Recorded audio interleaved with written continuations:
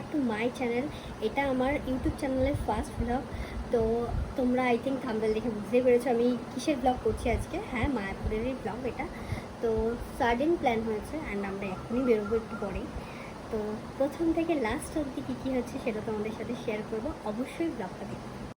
মায়াপুর আমি অনেকবার গেছি, কিন্তু আজকে যাচ্ছি রাতের মায়াপুর দেখতে। তো আমি ভীষণভাবে এক্সাইটেড ছিলাম। মন্দিরের মধ্যে যেহেতু ফোন অ্যালাউ ছিল না, তো অনেক ক্লিপস আমি নিতে পারিনি। যেটুকু পেরেছি সেটুকু তোমাদের সাথে শেয়ার করছি। ঘাট থেকে সোজা হেঁটে গিয়েই ডান দিকে এই মন্দিরগুলো পড়ে। এই মন্দিরগুলোর মধ্যে ঢুকে দেখি জাস্ট অসাধারণ। আর হ্যাঁ, এই একটা মন্দিরের ভিতরের ভিডিওই আমি করতে পেরেছি, কারণ এখানেও ফোন অ্যালাউ ছিল না।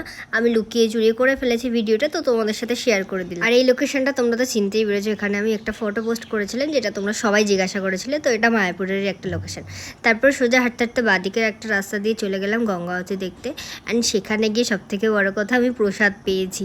আর যারা আমার ভিডিও দেখে তারা জানে আমি কতটা প্রসাদ প্রেমী। তারপর আমরা চারিদিক দেখতে দেখতে সোজা মায়াপুর পৌঁছে আগে আমাদের রাতের খাবারের টিকিটটা করে নিলাম, কারণ 6টার পর টিকিট দেওয়া বন্ধ হয়ে যায়।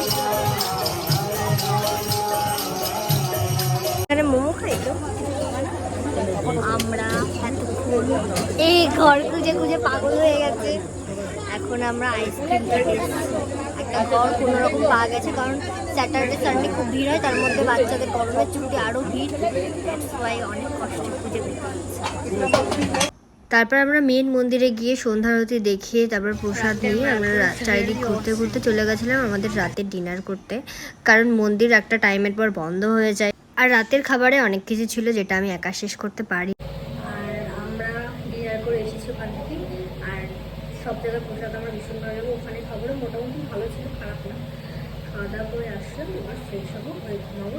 অ্যান্ড দেন ভোর 4টের সময় উঠে আমরা সবাই চলে গেছিলাম মন্দিরে ভোরের আরতি দেখতে, যেটা ভীষণ সুন্দর ছিল। যারা কখনো রাতের মায়াপুর দেখোনি তারা একবার গিয়ে দেখে আসো, ভীষণ ভালো লাগবে। তারপর আমরা ওখান থেকে আরতি দেখে সকালবেলা চারপাশটা ঘুরে আমরা ওখান থেকে বেরিয়ে পড়ি, কারণ আমাদের টাইম টু টাইম ট্রেন ছিল একদম। বাই দ্য ওয়ে, আজকের ব্লগটা ছিল এই পর্যন্তই। দেখা হবে নেক্সট ব্লগে। ব্লগটা ভালো লাগে থাকলে অবশ্যই লাইক, কমেন্ট অ্যান্ড সাবস্ক্রাইব করতে ভুলো না। বাই।